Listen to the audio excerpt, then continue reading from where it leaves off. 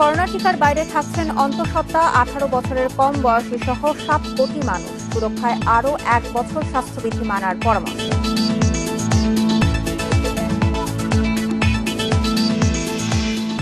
তৃতীয় ধাপের নির্বাচনে 45 পৌরসভায় আওয়ামী লীগের জয়। নির্বাচন সুষ্ঠু দাবি কমিশনের।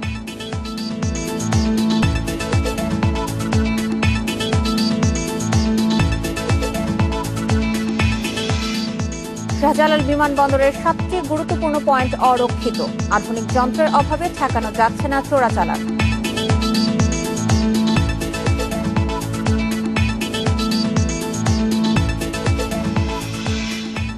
মার্কিন নাগরিক, গোয়েন্দা কর্মকর্তা সহ নানা পরিচয়ে প্রতারণা করে 20 বছর বয়সেই কোটিপতি ভোলার দীপু।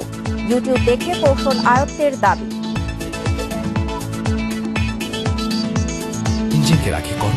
স্বাগত ইন্ডিপেন্ডেন্ট সংবাদের সঙ্গে আছি সংসারী মজিদ তমা। শুনছিলেন শিরোনাম, যাচ্ছি পুরো খবরে। হার্ড ইমিউনিটি গড়ে উঠতে 70 থেকে 80% মানুষকে টিকা নিতে হবে। তখনই দেশের সব মানুষকে করোনার ঝুঁকিমুক্ত বলা যাবে। কিন্তু অন্তঃসত্ত্বা 18 বছরের কম বয়সীদের টিকা না দেয়ায় টিকার বাইরে থাকছে 7 কোটি মানুষ। এদের সুরক্ষায় আরও অন্তত 1 বছর স্বাস্থ্যবিধি মেনে চলার পরামর্শ বিশেষজ্ঞদের। বাংলাদেশের 37% জনগোষ্ঠী 18 বছরের কম বয়সী হওয়ায় করোনা টিকা পাবে না। এছাড়া বিশ্ব স্বাস্থ্য সংস্থার নির্দেশনা অনুযায়ী ক্যান্সার রোগী, মুমূর্ষ বা শয্যাশায়ী ও অন্তঃসত্ত্বাদের টিকা দেয়া হবে না। সব মিলিয়ে প্রায় 7 কোটি বাংলাদেশি টিকার বাইরে থাকছে। আরএনএ ভ্যাকসিনগুলোর ট্রায়াল চলতেছে, চাইনিজ ভ্যাকসিনের ট্রায়াল চলতেছে 1 থেকে 12 বছর বয়সী শিশুদের দেওয়ার জন্য। এই রেজাল্ট পর্যন্ত আমাদের অপেক্ষা করতে হবে। এই 1 থেকে 12 বছর শিশুদের যদি দেওয়া যায় এবং সেই ক্ষেত্রে যদি এটা ভ্যাকসিনটা যদি কার্যকরী হয় তখন আমরা দিতে পারবো। বিশেষজ্ঞরা জানান, এত মানুষ টিকার বাইরে থাকলে হার্ড ইমিউনিটি গড়ে ওঠা কঠিন। শতকরা 80% টিকা যদি আমরা দিই, তাহলে 65 থেকে 70% মানুষ টিকা তাদের দেহে টিকা কার্যকরী হবে। আমরা একটা পপুলেশন ইমিউনিটি বা জনগোষ্ঠী ভিত্তিক প্রতিরোধ ক্ষমতা আমরা অর্জন করতে পারবো। এই লক্ষ্য নিয়ে কিন্তু আমরা ন্যাশনাল ভ্যাকসিন ডিপ্লয়মেন্ট প্ল্যানে শতকরা 80% মানুষ পর্যন্ত টিকার সেই ব্যবস্থা আমরা করেছি। যারা টিকা পাচ্ছেন না তাদেরকে আরো বেশ কিছুদিন কঠোরভাবে স্বাস্থ্যবিধি মেনে চলতে হবে বলে জানান বিশেষজ্ঞরা। হার্ড ইমিউনিটির সুযোগটা নিয়ে নিজেদের কিন্তু সুরক্ষিত রাখতে পারবেন আর কি, কিন্তু স্বাস্থ্যবিধি আমাদেরকে মানতে হবে। এই ব্যাপারে যেন কোনো শৈথিল্য প্রদর্শন করা, গাফিলতি করা, ঢিলে ঢালা ভাব এটা যেন আমরা না করি। এই ব্যাপারে সতর্ক হতে হবে সবাইকে। টিকা নেয়ার পর কতদিন মানুষ করোনা থেকে সুরক্ষিত থাকবে তা গবেষণা পর্যায়ে রয়েছে। সতর্কতায় সবাইকে ভিড় এড়িয়ে চলার পরামর্শ বিশেষজ্ঞদের। Buddhadeb Kundu, Independent news, Dhaka. সারা দেশে 7 ফেব্রুয়ারি শুরু হবে একযোগে টিকাদান। এরই মধ্যে শেষ সব ধরনের প্রস্তুতি। সরকারি হাসপাতালে প্রস্তুত 662 টিকা কেন্দ্র। টিকা প্রয়োগে থাকছে প্রায় 7,000 প্রশিক্ষিত টিম। সুরক্ষা ওয়েবসাইটের মাধ্যমে এই পর্যন্ত আবেদন জমা পড়েছে 11,000। বিশ্বের 54তম দেশ হিসেবে টিকা কর্মসূচির উদ্বোধন হয়েছে বাংলাদেশে। পরীক্ষামূলক টিকা কর্মসূচিও শেষ। সব মিলিয়ে এ পর্যন্ত টিকা পেয়েছেন 567 জন। সারা দেশে টিকা দেয়া শুরু হবে 7 ফেব্রুয়ারি। এরই মধ্যে 36 জেলায় পৌঁছে গেছে করোনা ভ্যাকসিন। শুধু সরকারি হাসপাতালেই বসছে টিকা কেন্দ্র। ঢাকায় কেন্দ্রের সংখ্যা 49, স্বায়ত্তশাসিত হাসপাতালে 1, CMH 3, সরকারি মেডিকেল কলেজ হাসপাতাল 4, সরকারি হাসপাতাল 20, বিশেষায়িত হাসপাতাল 12, বিজিবি হাসপাতালে 1, আনসার হাসপাতাল 1, ঢাকা সিভিল সার্জন অফিসেও বসছে একটি কেন্দ্র। এছাড়া টিকা দেয়া হবে 2 সিটি কর্পোরেশনের হাসপাতালেও। আর ঢাকার বাইরে টিকা কেন্দ্র 613টি। এর মধ্যে আছে সরকারি হাসপাতালে 1, সরকারি মেডিকেল কলেজ হাসপাতাল 18, CMH ও স্বায়ত্তশাসিত প্রতিষ্ঠান 22, বিজিবি হাসপাতাল 4, জেলা পুলিশ হাসপাতাল 63, জেলা সদর হাসপাতাল 63, উপজেলা সদর হাসপাতালেও বসবে 423 কেন্দ্র। মন্ত্রী মহোদয় আমাদেরকে যেটা বলেছেন যে উনি একটা নির্দিষ্ট হাসপাতালে কথা বলবেন, সেই নির্দিষ্ট হাসপাতালে উনি নিজে থাকবেন, আমরা থাকবো, ফ্রন্টলাইনারদের সাথে করে নিয়ে উনি একসাথে একটা টিকা দিতে চান এবং ওই দিন আমরা ওখানে প্রায় 150 জনের মতন আমরা টিকা দিব এবং আমাদের যারা আছে, বিশেষ করে আমাদের ডিজি অফিস যারা আছেন, আমরা আশা করছি আমরা সবাই ওখানে টিকা নিব।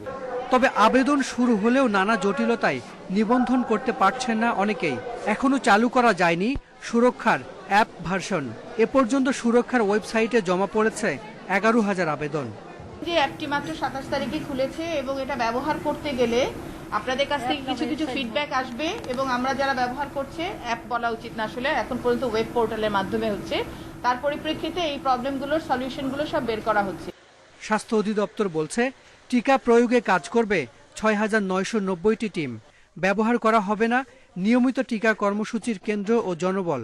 আলাদা প্রশিক্ষণ প্রাপ্ত জনবল দিয়েই চলবে করোনা টিকা কর্মসূচি। Hasan Misbah, independent news, Dhaka. কিছুক্ষণ আগে চট্টগ্রামে পৌঁছেছে করোনা ভাইরাসের ভ্যাকসিন। এসব ভ্যাকসিন সংরক্ষণ ও প্রয়োগের জন্য সব ধরনের প্রস্তুতি আগেই নিয়েছিল স্বাস্থ্য বিভাগ।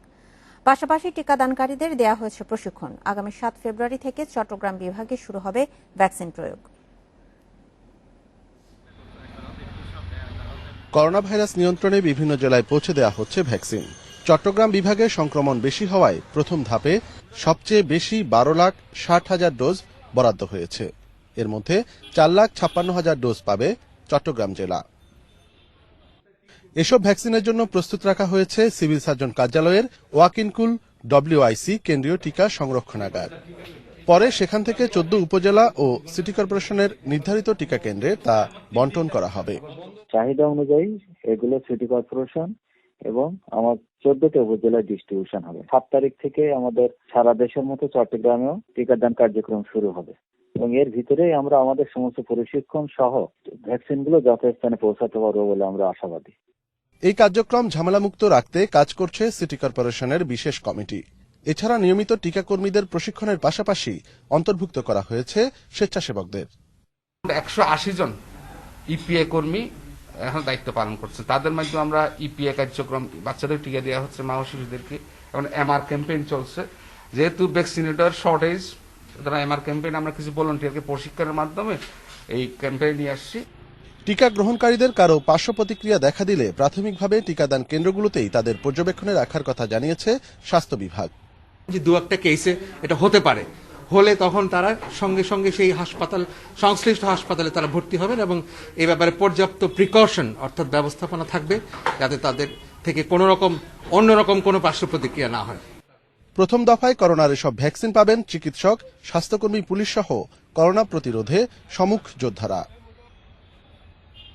অনুপম শীল, ইন্ডিপেন্ডেন্ট নিউজ, চট্টগ্রাম। চট্টগ্রামে পৌঁছেছে অক্সফোর্ডের করোনা ভ্যাকসিন। এ বিষয়ে আরো জানাতে চট্টগ্রাম থেকে যোগ দিচ্ছেন আমাদের সহকর্মী আহসান রিটন। রিটন, করোনা ভ্যাকসিনের টিকা কখন আসলে চট্টগ্রামে পৌঁছেছে, সিভিল সার্জন কি জানিয়েছেন এবং এর পর্যাপ্ত সংরক্ষণ ব্যবস্থা নিশ্চিত করা হয়েছে কিনা?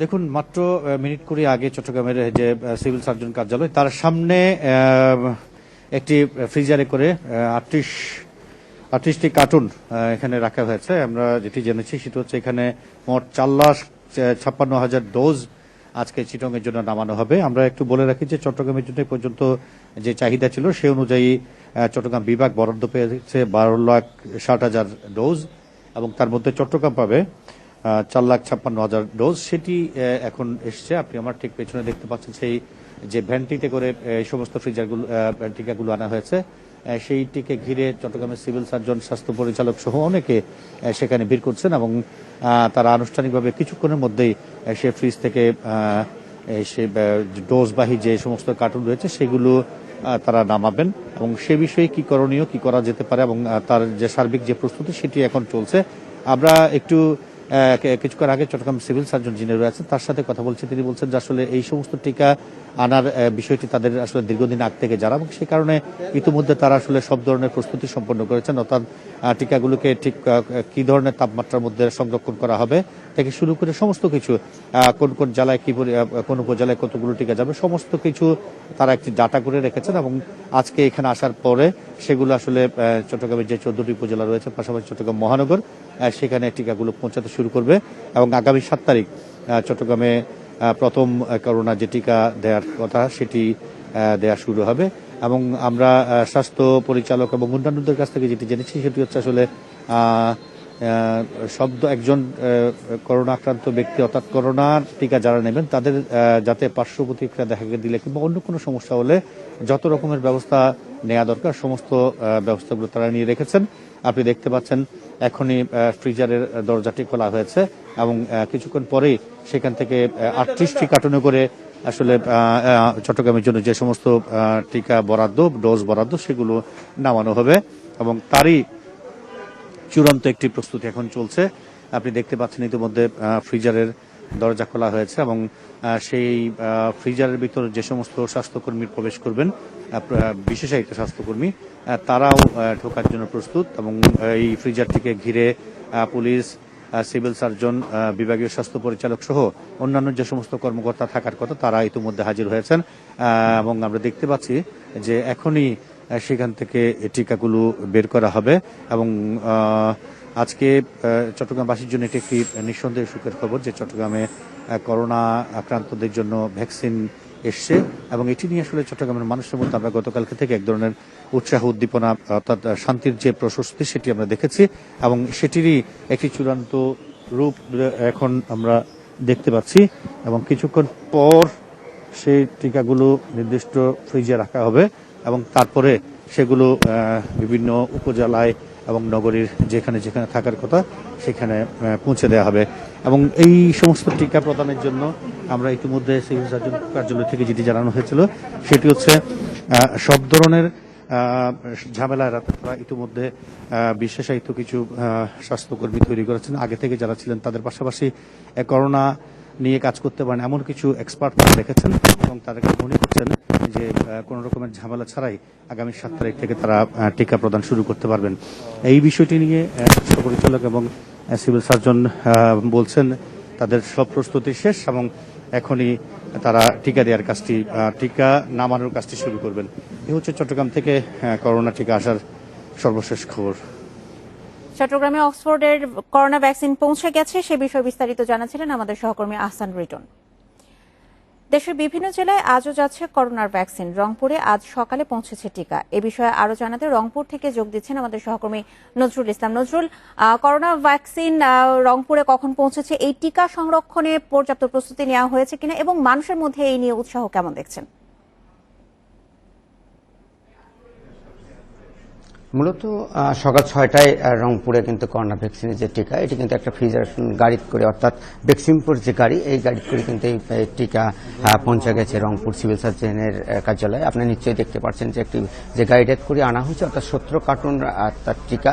এটি আসলে ডোজ রয়েছে 2,40,000 ডোজ। এটি আসলে আগামী 7 তারিখে যারা টিকা নেবেন অর্থাৎ স্বাস্থ্যকর্মী, পুলিশ প্রশাসন, সাংবাদিক এবং বিভিন্ন যারা এর সাথে জড়িত রয়েছে তারা এই টিকা তারা নেবেন। এইটি আসলে সবকিছু কিন্তু প্রস্তুত রাখা হয়েছিল আগে থেকেই সিভিল সার্জনের পক্ষ থেকে।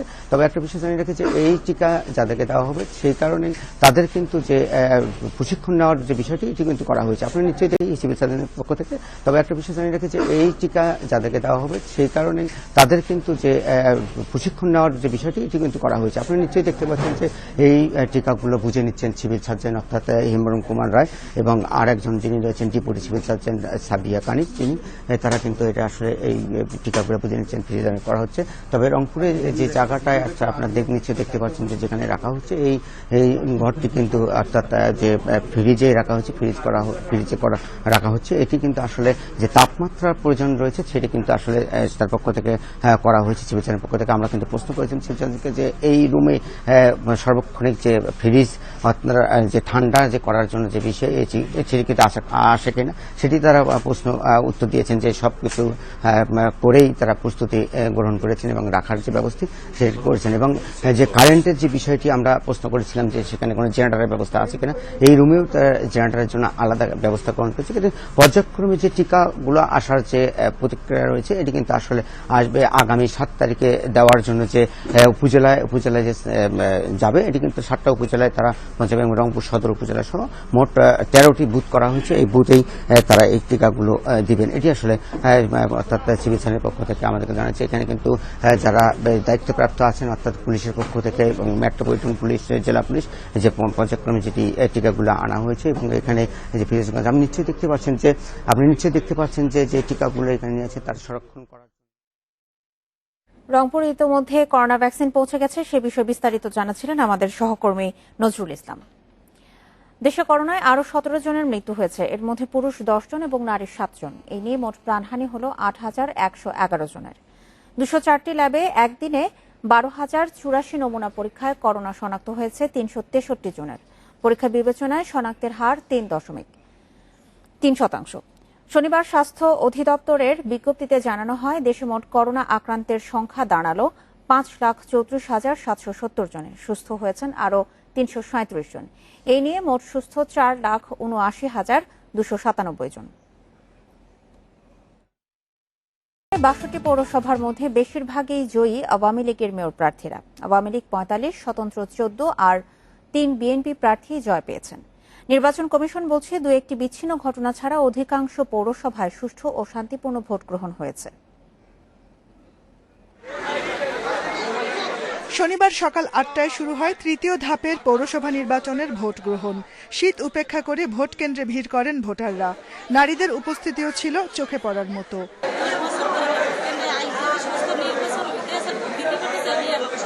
এই সকালবেলা শীতের মধ্যে আইসা খুব ভালোভাবে আমি ভোট দিছি, খুব শান্তি শৃঙ্খলাভাবে ভোট হইতেছে।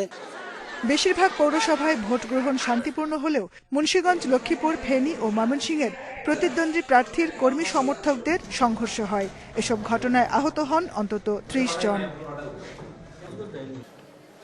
9টি পৌরসভায় অনিয়মের অভিযোগ এনে ভোট বর্জন করেন বিএনপির মেয়র প্রার্থীরা। এর মধ্যে আছে জামালপুরের সরিষাবাড়ি, বগুড়ার শিবগঞ্জ, বরিশালের গরুনদী, ঝালকাঠির নলছিটি, ময়মনসিংহের ভালুকা, কিশোরগঞ্জ সদর ও কটিয়াদি, নাটোরের সিংড়া এবং ফেনী পৌরসভা। তবে সঠিকভাবে নির্বাচন শান্তিপূর্ণ হয়েছে বলে দাবি নির্বাচন কমিশনের। আমি বলবো যে প্রত্যেকটা কোনটার চেয়ে কোনটা মন্দ হয়নি, তবে দ্বিতীয়টা যে সিরাজগঞ্জে একটা দুঃখজনক ঘটনা না ঘটলে আমরা বলবো যে প্রত্যেকটাই প্রায় একই রকম হয়েছে। আর আজকেরটা তো একেবারেই শান্তিপূর্ণভাবে হয়েছে সব।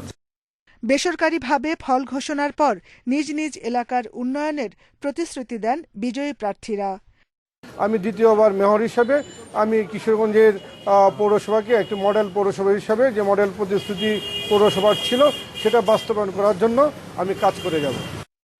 তৃতীয় ধাপে নির্বাচনে ভোট গ্রহণ হয় 62টি পৌরসভায়। প্রতিদ্বন্দ্বিতা করেন মেয়র পদে 229 জন, সংরক্ষিত নারী কাউন্সিলর পদে 755 জন এবং সাধারণ কাউন্সিলর পদে 2360 জন। এই ধাপে মেয়র পদে 3 জন, সংরক্ষিত নারী কাউন্সিলর পদে 9 জন এবং সাধারণ কাউন্সিলর পদে 25 জন বিনা প্রতিদ্বন্দ্বিতায় নির্বাচিত হয়েছেন। Jahanara Parvin, independent news, Dhaka. রাজধানীর শাহজালাল আন্তর্জাতিক বিমানবন্দর হয়ে উঠেছে স্বর্ণ ও মাদক চোরাচালানের নিরাপদ রুট। ঢাকা কাস্টমস হাউসের প্রতিবেদন বলছে, এই বিমানবন্দরের 7টি গুরুত্বপূর্ণ পয়েন্ট অরক্ষিত। আধুনিক যন্ত্র না থাকায় অনেক ক্ষেত্রেই চোরাচালান প্রতিরোধ করা যাচ্ছে না। আর গোয়েন্দারা বলছেন, নিরাপত্তার দায়িত্বে নিয়োজিত বিভিন্ন সংস্থার মধ্যে সমন্বয়েরও অভাব রয়েছে। দায়িত্বপ্রাপ্তদের বিরুদ্ধেও আছে অভিযোগ। শাহজালাল বিমানবন্দরের দ্বিতীয় তলার স্টাফ গেট। এয়ারলাইন্সের কর্মীরা এই গেট দিয়ে বিমানবন্দরে যাওয়া আসা করেন। ঢাকা কাস্টম হাউসের প্রতিবেদন বলছে, এখানে লাগেজ বা মানুষের শরীর পরীক্ষার স্ক্যানিং মেশিন নেই। আর এই সুযোগ নেন এয়ারলাইন্স কর্মীরা। ধরা পড়ার নজিরও রয়েছে। বহির্গমন হলেও নেই কোনো ব্যাগেজ স্ক্যানার, ফলে সব যাত্রীকে সঠিকভাবে তল্লাশি করা হয় না। স্থায়ী স্ক্যানার না থাকায় নিরাপত্তার দায়িত্বে নিয়োজিতদের ম্যানেজ করারও সুযোগ থেকেই যায়। আগমনী হলেও নেই পর্যাপ্ত আধুনিক মেশিন। প্রতিদিন অসংখ্য গাড়ি হ্যাঙ্গার গেট দিয়ে বিমানবন্দরে ঢোকে ও বের হয়। এখানে একটি পুরনো স্ক্যানিং মেশিন আছে, কিন্তু তা প্রায়ই নষ্ট থাকে। কাস্টম গোয়েন্দার প্রতিবেদন বলছে, এই গেট দিয়ে চলাচল করা কোনো গাড়িরই তল্লাশি সম্ভব হয় না। কুরিয়ারে প্রতিদিন 3000 বিল অফ এন্ট্রি শুল্কায়ন হয়, কিন্তু এগুলোর বেশিরভাগই স্ক্যান হয় না।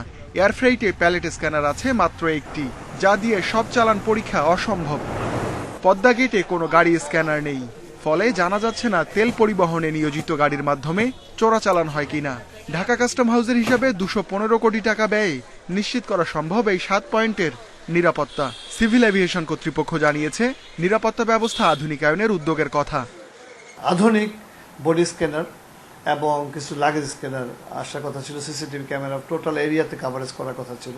তো এইগুলো যন্ত্রপাতিগুলো কিছু আসছে, কিছু ইনস্টলেশনের অপেক্ষা আছে। এই কোভিডের কারণে কিন্তু এগুলো একটু বিলম্বিত হয়েছে। এদিকে বিমানবন্দরের নিরাপত্তায় কাজ করছে কাস্টমস গোয়েন্দা সহ কয়েকটি সংস্থা। গোয়েন্দাদের অভিযোগ বাহিনীগুলোর মধ্যে সমন্বয়ের অভাব রয়েছে। সরকারের অন্যান্য যে সমস্ত গোয়েন্দা সংস্থা আছে, যারা শুধু স্মাগলিং না, যারা আরও রাষ্ট্রের অনেক গুরুত্বপূর্ণ গোয়েন্দা কার্যক্রম করে, তাদের কাছে আরও গুরুত্বপূর্ণ ইনফরমেশন থাকে। আমি তাদের সাথে সহযোগিতা করে তাদের কাছ থেকে ইনফরমেশন পাওয়ার চেষ্টা করছি। বিভিন্ন সংস্থার হাতে ধরা পড়া স্বর্ণের চালানের বেশিরভাগই এই বিমানবন্দরে। সম্প্রতি ধরা পড়ে মাদকের 2টি বড় চালানও। স্বাধীনতার 50 বছরে অনেক এগিয়েছে দেশ। অবকাঠামো উন্নয়নে প্রতি বছর লাখ কোটি টাকা খরচ করছে সরকার, কিন্তু শাহজালাল বিমানবন্দরের মতো এত গুরুত্বপূর্ণ স্থাপনার নিরাপত্তা ব্যবস্থায় ঘাটতি রয়েই গেছে। নিশ্চয় অর্থের অভাব এজন্য দায়ী নয়। Ruhul Amin, independent news, Dhaka. আল মুসলিম গ্রুপের বিরুদ্ধে 175 কোটি টাকা পাচারের তথ্য পেয়েছে দুর্নীতি দমন কমিশন দুদক। প্রাথমিক অনুসন্ধানে এই তথ্য মিললেও পাচারের পরিমাণ আরও বেশি হতে পারে বলে ধারণা করছে দুদক। দেশ থেকে প্রতি বছর 64,000 কোটি টাকা বিদেশে পাচারের অন্যতম অংশীদার আল মুসলিম গ্রুপ বলেও জানিয়েছে সংস্থাটি। তবে অভিযোগ অস্বীকার করছে অভিযুক্ত প্রতিষ্ঠানটি। গ্লোবাল ফাইন্যান্সিয়াল ইন্টিগ্রিটির তথ্য অনুযায়ী দেশ থেকে প্রতি বছর কমপক্ষে 64,000 কোটি টাকা বিদেশে পাচার হয়। আমদানিতে ওভার ইনভয়েস বা পণ্যের অতিরিক্ত রপ্তানি দেখিয়ে টাকা বিদেশে পাচার হয় বলে মনে করেন শুল্ক গোয়েন্দারা। মূলত পোশাক খাত থেকে সিংহভাগ টাকা পাচার হয় বলে অভিযোগ এসেছে দুদকের কাছে। যুক্তরাষ্ট্র, কানাডা, অস্ট্রেলিয়া, সংযুক্ত আরব আমিরাত সহ মধ্যপ্রাচ্যের বেশিরভাগ দেশে পাচার হয় টাকা। আল মুসলিম গ্রুপের বিরুদ্ধে এমন সুনির্দিষ্ট তথ্য পেয়েছে দুদক। প্রাথমিকভাবে 175 কোটি টাকা পাচারের তথ্য পাওয়া গেছে প্রতিষ্ঠানটির বিরুদ্ধে। দুদক বলছে, তথ্য উপাত্ত যাচাই করে আল মুসলিম সহ অন্য সব অবৈধ অর্থ পাচারকারীর বিরুদ্ধে ব্যবস্থা নেওয়া হবে। এজন্য 3 সদস্যের অনুসন্ধান দলও গঠন করেছে সংস্থাটি। আল মুসলিম গ্রুপের মালিকেরা 175 কোটি টাকার পাচারের তথ্যের কথা বলা হয়েছে। অনুসন্ধানে যাদের বিরুদ্ধে তথ্য পাওয়া যাবে বা সংশ্লিষ্টতা পাওয়া যাবে, তিনি যত বিরুদ্ধে তথ্য পাওয়া যাবে বা সংশ্লিষ্টতা পাওয়া যাবে, তিনি যত ক্ষমতাশালী হন না কেন, তার বিরুদ্ধে আমরা ব্যবস্থা নিব। এটার বিষয়ে আমাদের ইনকোয়ারি চলতেছে। আমার বক্তব্য হইল যে এখানে কোনো কিছু আমাদের কোনো সমস্যা হবে না এবং আমরা কোনো কিছু এটার সাথে জড়িতও না। টিআইবি বলছে, শুধু ওভার ইনভয়েস নয়, পাচারকারীরা অন্য কোনো নতুন কৌশল অবলম্বন করছে কিনা তাও খতিয়ে দেখতে হবে। যারা অর্থ পাচারের সাথে জড়িত তারা মোটামুটি ভাবে তাদের একটা বিশাল অংশই প্রভাবশালী এবং ক্ষমতার সাথে সংশ্লিষ্ট বিভিন্নভাবে, যে কারণে তাদের বিরুদ্ধে কোনো কার্যকর পদক্ষেপ দুর্নীতি দমন কমিশনের মতো সংস্থাগুলো নিতে দেখা যায় না। দেশ গড়ার কথা বলে কোন কোন প্রতিষ্ঠান দেশের অর্থনীতিকে খোঁড়া করে দিচ্ছে, তাদের তালিকা করে আইনি ব্যবস্থা গ্রহণ করা উচিত বলে মনে করে টিআইবি। রিশাদ হুদা, ইন্ডিপেন্ডেন্ট নিউজ, ঢাকা। 20 বছর বয়সেই কোটিপতি ভোলার আশরাফুল ইসলাম দীপু। তার আয় পুরোটাই প্রতারণার মাধ্যমে। নিজেকে কখনো মার্কিন নাগরিক, কখনো এনএসআই পরিচালক, বড় সরকারি কর্মকর্তা, গ্রুপ অব কোম্পানির মালিক পরিচয় দিতেন। গোয়েন্দা পুলিশ জানিয়েছে, ইউটিউব দেখে প্রতারণার কৌশল আয়ত্ত করেছেন তিনি। সম্প্রতি গ্রেপ্তার হয়েছেন দীপু। পোশাক তৈরির প্রতিষ্ঠান নোমান গ্রুপের ভাইস চেয়ারম্যান পদে নিয়োগ পাওয়ার খবর জানাতে রাজধানীর একটি 5 তারকা হোটেলে অনুষ্ঠানের আয়োজন করেন দীপু। ফেসবুক লাইভে জানান, গুলশান ওয়েলফেয়ার ক্লাবে সাধারণ সম্পাদকও নির্বাচিত হয়েছেন। আপনারা যদি এইভাবে আমার পাশে থাকেন তাহলে আগামী দিনগুলোতে সংসদে যাব, এই প্রত্যাশা আমি ব্যক্ত করছি। ভিডিওটি ভাইরাল হলে দীপুকে প্রতারক দাবি করে থানায় সাধারণ ডায়েরি করে নোমান গ্রুপ। অভিযোগ করে গোয়েন্দা পুলিশের সাইবার বিভাগেও। সাধারণ একটা ডায়েরি করি গুলশান থানায়, কেউ যেন বিভ্রান্ত না হন। আমরা এই নামে একটা পেয়েছি, ওনাকে আমরা চিনি না, মোহাম্মদ আশরাফুল ইসলাম দীপু, কিংবা আমাদের প্রতিষ্ঠানের পক্ষ থেকে কোনো ভাইস চেয়ারম্যান নিয়োগ দেওয়া হয়নি। তদন্তে দীপুর প্রতারণার অভিযোগের সত্যতা পেয়ে গ্রেপ্তার করে ডিবি। জিজ্ঞাসাবাদে বেরিয়ে আসে প্রতারণার নানা কৌশল। গোয়েন্দারা বলছে 14 বছর বয়সেই ভোলাই ত্রাণের টাকা আত্মসাতের মধ্য দিয়ে শুরু হয় দীপুর প্রতারণা। জাতীয় নিরাপত্তা সংস্থা এনএসআই এর পরিচালক পদে নিয়োগের ভুয়া গেজেট ছেপেছেন। এনএসআই এর সহকারী পরিচালক হিসেবে চাকরি দেওয়ার নামে হাতিয়েছেন মোটা অঙ্কের টাকা। সে ঢাকা এবং ঢাকা সহ তার এলাকা ভোলার লোকজন, বরিশালের লোকজন সহ দেশের বিভিন্ন স্থানের লোকজনের সাথে সে দীর্ঘদিন যাবৎ প্রতারণা করে আসছে। করোনায় অসহায় মানুষকে সহায়তার নামে মানবিক টিম নামে সংগঠন তৈরি করে প্রবাসীদের কাছ থেকে হাতিয়ে নেন লাখ লাখ টাকা। তার নামে কোটি কোটি টাকা বরাদ্দ আছে এমন চেক দেখিয়েও করেন প্রতারণা। অনলাইনের যে প্রতারণাটুকু সে এত ভালোভাবে এই বয়সে সে রপ্ত করতে পেরেছে। আমরা যেটা ধারণা করছি যে ভবিষ্যতে হয়তো তাকে যদি আমরা এখনই লাগাম টেনে না ধরতে পারতাম, সে হয়তো আরো বড় ধরনের একজন রাষ্ট্রীয় প্রতারক হিসেবে সে বিবেচিত হতো। প্রতারণার ফাঁদ পাততে দীপু চলাফেরা করেন নামি ব্র্যান্ডের ভাড়া করা গাড়িতে। তার হাত থেকে রেহাই পায়নি গাড়ির চালকরাও। ওরে প্রধানমন্ত্রী কার্যালয়ে চাকরি দিবে, সেই ক্ষেত্রে আমার কাছ থেকে 30,000 টাকা নেওয়ার পরে এখন দেখি সে প্রতারক। দীপুর মতো প্রতারকদের বিষয়ে সবাইকে সতর্ক থাকার পরামর্শ পুলিশের। Masudur Rahman, independent news, Dhaka. উচ্চশিক্ষায় আসন রয়েছে প্রায় 8 লাখ। এবার পরীক্ষা ছাড়াই এইচএসসির ফল দেয়ায় বিশ্ববিদ্যালয়ের ভর্তি পরীক্ষায় জিপিএর নম্বর কমানো হয়েছে। পাবলিক বিশ্ববিদ্যালয় ও মেডিকেলে আসন কমায় ভর্তিতে তীব্র প্রতিযোগিতায় পড়বে শিক্ষার্থীরা। বিশ্ববিদ্যালয় খোলার পরই ভর্তির তারিখ ঘোষণা করা হবে। এবার এইচএসসির ফলাফলে শতভাগ পাশ করেছে। পাশ করা শিক্ষার্থী প্রায় 13,67,377 জন। ইউজিসির তথ্য অনুযায়ী পাবলিক বিশ্ববিদ্যালয়ে আসন আছে প্রায় 47,000, বেসরকারি বিশ্ববিদ্যালয়ে আসন 3,25,000, জাতীয় বিশ্ববিদ্যালয়ের অধীন কলেজে স্নাতকে আসন 4,44,200, উন্মুক্ত বিশ্ববিদ্যালয়ে আসন প্রায় 34,000, ইসলামী আরবি বিশ্ববিদ্যালয়ে আসন রয়েছে 53,148টি, সরকারি বেসরকারি মেডিকেল কলেজে আসন রয়েছে 6,000-এর বেশি। ভর্তি ইচ্ছুক ছাত্রছাত্রীদের আসন কোনো সংকট হবে না। যেটি সংকট হবে সেটি সর্বত্র রয়েছে, এটির সমাধান কখনো সম্ভব নয়। সেটি হচ্ছে যে ছাত্রছাত্রীদের নিজের পছন্দের মতো শিক্ষা প্রতিষ্ঠান এবং নিজের পছন্দের মতো বিষয়বস্তু বেছে নেওয়া। পাবলিক বিশ্ববিদ্যালয় ও মেডিকেলে আসন কম থাকায় ভর্তিতে তীব্র প্রতিযোগিতায় পড়বে শিক্ষার্থীরা। আমার স্বপ্ন আমি একটি ভালো বিশ্ববিদ্যালয়ে ভর্তি হতে চাই। এখন ভালো বিশ্ববিদ্যালয়ে পড়ার জন্য ভালোভাবে একটা প্রিপারেশন নিয়েছি। এবার গুচ্ছ পদ্ধতিতে যাচ্ছে এখন পর্যন্ত 29টি পাবলিক বিশ্ববিদ্যালয়। ঢাকা, রাজশাহী, জাহাঙ্গীরনগর এবং চট্টগ্রাম বিশ্ববিদ্যালয় পরীক্ষা নেবে নিজস্ব পদ্ধতিতে। ফেব্রুয়ারিটা আমাদেরও দেখা উচিত, তারপরে যত দ্রুত সম্ভব এর মধ্যে যা কাজকর্ম করা সেগুলো আমরা করতে থাকবো এবং আমরা হয়তো ফেব্রুয়ারির পরে গিয়ে ভর্তি পরীক্ষা আমাদের ছেলে মেয়েদের বসাবো। তবে বুয়েট, রুয়েট, কুয়েট ও চুয়েট এখনো সিদ্ধান্ত নিতে পারেনি ভর্তি প্রক্রিয়ার। নূরে আলম, ইন্ডিপেন্ডেন্ট নিউজ, ঢাকা। আমদানির খবরে কিছুদিন চালের দাম কমলেও আবারও তা বাড়তে শুরু করেছে। সপ্তাহের ব্যবধানে মাঝারি ও মোটা চালের দাম বেড়েছে প্রায় 4%। বাজারে আমদানি করা চালের সরবরাহ কম হওয়ায় দাম বাড়ছে বলে দাবি আড়তদারদের। অভ্যন্তরীণ ঘাটতি মেটানো এবং দাম কমাতে শুল্ক কমিয়ে 300 প্রতিষ্ঠানকে চাল আমদানির অনুমতি দেয় সরকার। আমদানির খবরে গত কয়েক সপ্তাহ ধরে দাম কমতে শুরু করলেও আবারও বাড়তে শুরু করেছে চালের দাম। সরকারি সংস্থা টিসিবির হিসাবে এক সপ্তাহের ব্যবধানে মাঝারি মানের চালের দাম বেড়েছে 4.76%, মোটা চালের দাম বেড়েছে 3.37%। মিনিকেট চাল বিক্রি হচ্ছে 61 থেকে 62 টাকায়, 28 জাতের চাল বিক্রি হচ্ছে 51 থেকে 52 টাকা কেজি দরে।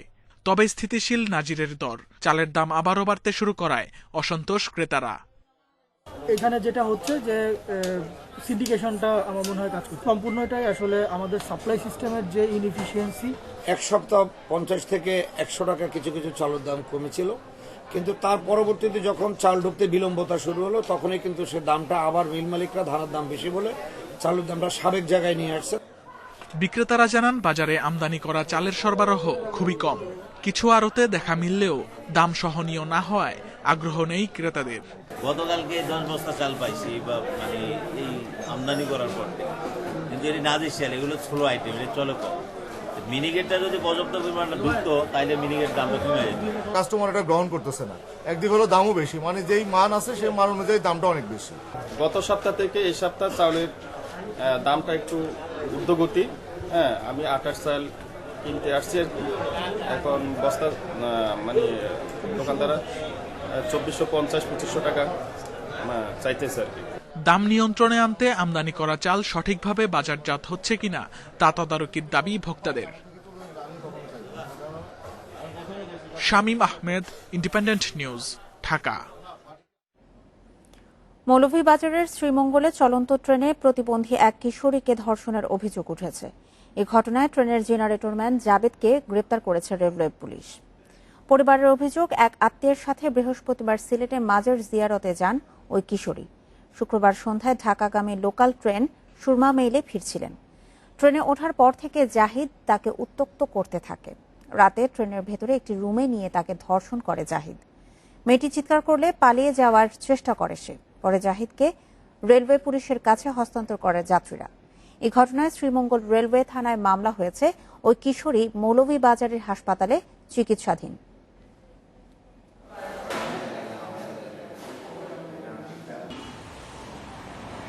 বিশ্ব করোনায় একদিনে 12,438 জনের মৃত্যু হয়েছে। নতুন করে শনাক্ত 4,88,000-এর বেশি। বিশ্বে মোট প্রাণহানি ছাড়িয়েছে 22,27,000 আর আক্রান্ত 10,31,00,000-এর বেশি। একদিনে সবচেয়ে বেশি সংক্রমণ ও মৃত্যু হয়েছে যুক্তরাষ্ট্রে। প্রাণ গেছে প্রায় 3,000 মানুষের। 24 ঘন্টায় শনাক্ত 1,37,000-এর বেশি। প্রাণহানির দিক থেকে যুক্তরাষ্ট্রের পরই অবস্থান যুক্তরাজ্যের।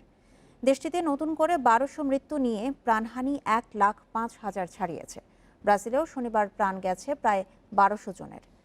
তৃতীয় ধাপের সংক্রমণ দেখা দিয়েছে ফ্রান্সে। এরপরও লকডাউন ঘোষণার বিপক্ষে ম্যাক্রো সরকার। করোনা ভাইরাসের নতুন ধরন শনাক্ত হওয়া দেশগুলো থেকে আসাদের জার্মানিতে প্রবেশে নিষেধাজ্ঞা দিয়েছে সরকার। নিষেধাজ্ঞার আওতায় রয়েছে যুক্তরাজ্য, আয়ারল্যান্ড, পর্তুগাল, সাউথ আফ্রিকা এবং ব্রাজিল।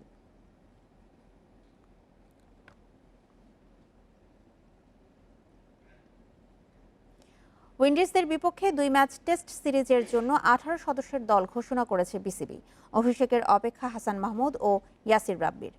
সাদা পোশাকে দাপট দেখাতে বোলিংয়ে জোর বাংলাদেশের। দলে 5 পেসারের পাশে আছেন 4 স্পিনার। ব্যাটিং অর্ডারেও প্রত্যাশিত সবাই। প্রাথমিকভাবে সিদ্ধান্ত ছিল প্রস্তুতি ম্যাচ শেষেই ঘোষণা হবে টেস্ট দল, কিন্তু প্রথম 2 দিনে বিসিবি একাদশের পারফরম্যান্সে হয়তো সবকিছু বোঝা হয়ে গেল নির্বাচকদের। ওয়েস্ট ইন্ডিজের বিপক্ষে 2 টেস্টের জন্য 18 সদস্যের দলে নতুন মুখ হাসান মাহমুদ, সঙ্গে আরো 4 পেসার মিলে এক্সপ্রেস ডিপার্টমেন্ট 5 জনের। আর স্পিনে সাকিবের পাশে মিরাজ, নাইম, তাইজুলি আছেন প্রত্যাশিতভাবে। অবশ্যই বড় ঘটনা সাকিব আল হাসানের প্রত্যাবর্তন। চোট বাধা গুরুতর হয়নি। ওয়ানডের পর এবার সাদা পোশাকে রাঙিয়ে দেওয়ার প্রত্যাশা টাইগার বিস্ময়ের কাছ থেকে। পুরোদমে অনুশীলন করেছেন সাকিব। চোট সামলে পুরো ফিট অধিনায়ক মুমিনুল হক। প্রস্তুতি ম্যাচে বাজে শুরু সত্ত্বেও টিকে গেছেন সাদমান সাইফ। দুজনের একজন সঙ্গী হবেন তামিমের সাথে। টিকে গেছেন ইয়াসের আলী, নাজমুল শান্ত আর মিঠুন। রিয়াদের অনুপস্থিতিতে হয়তো আবার সুযোগ আসবে মিডল অর্ডারে। ওয়ানডের পরে 7-8 দিন একটা গ্যাপের মধ্যে আছে, যেটাতে প্র্যাকটিস করার চেষ্টা করতেছি, নিজের সর্বোচ্চ দেওয়ার, কারণ অনেকদিন পর লাল বলের খেলা। সাকিব ভাই যে কথাটা বললেন, উনি একটা আমাদের অনেক ভাইটাল রোল প্লে করে সবসময় ম্যাচের মধ্যে। উনি থাকলে আমাদের ব্যাটিং প্লাস বোলিংয়ে 2 দিক দিয়ে হেল্প হয়। আমরা সবাই আগ্রহী ভালো ক্রিকেট খেলার জন্য এবং যথেষ্ট পরিমাণে ক্ষুধা আছে প্রত্যেকটা প্লেয়ার অনেকদিন পর ক্রিকেট খেলবে, তো হোপফুলি ভালো কিছু হবে। প্রস্তুতি ম্যাচে স্পিনারদের আধিপত্য থাকলেও হেড কোচ ডোমিঙ্গোর ব্যবস্থাপত্র মেনে পেস অ্যাটাকে গুরুত্ব রাখা হয়েছে। তবে প্রস্তুতি ম্যাচের স্কোর কার্ড জানিয়ে দিচ্ছে আসল লড়াই ঠিক স্পিনারদের মধ্যেই আটকে থাকবে। জহিরুল ইসলাম, ইন্ডিপেন্ডেন্ট নিউজ, চট্টগ্রাম।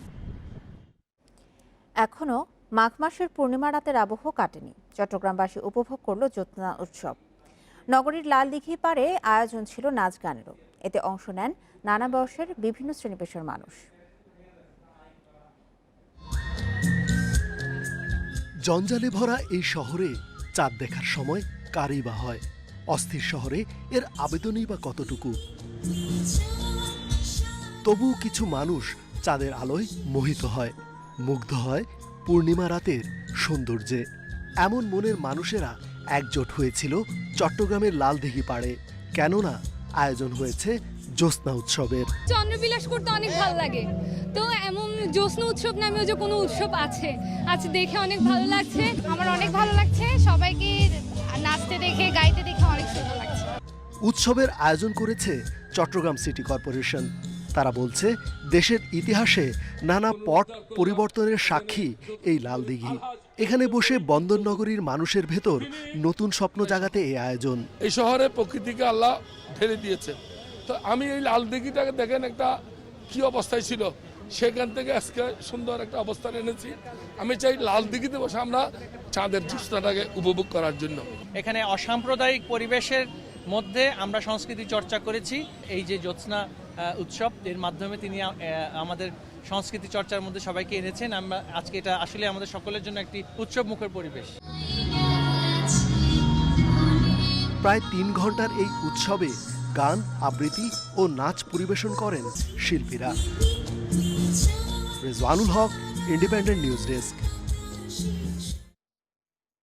সংবাদ শেষ করার আগে শিরোনামগুলো জানাচ্ছি আরেকবার। করোনা টিকার বাইরে থাকছেন অন্তঃসত্ত্বা 18 বছরের কম বয়সী সহ 7 কোটি মানুষ। সুরক্ষায় আরও 1 বছর স্বাস্থ্যবিধি মানার পরামর্শ।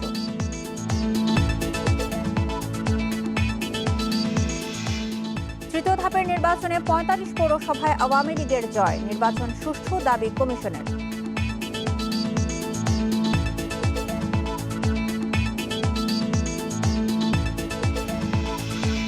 শাহজালাল বিমানবন্দরের 7টি গুরুত্বপূর্ণ পয়েন্ট অরক্ষিত। আধুনিক যন্ত্রের অভাবে ঠেকানো যাচ্ছে না চোরাচালান।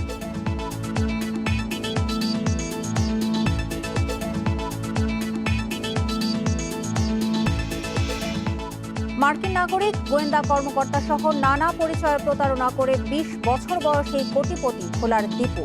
ইউটিউব দেখে কৌশল আয়ত্তের দাবি।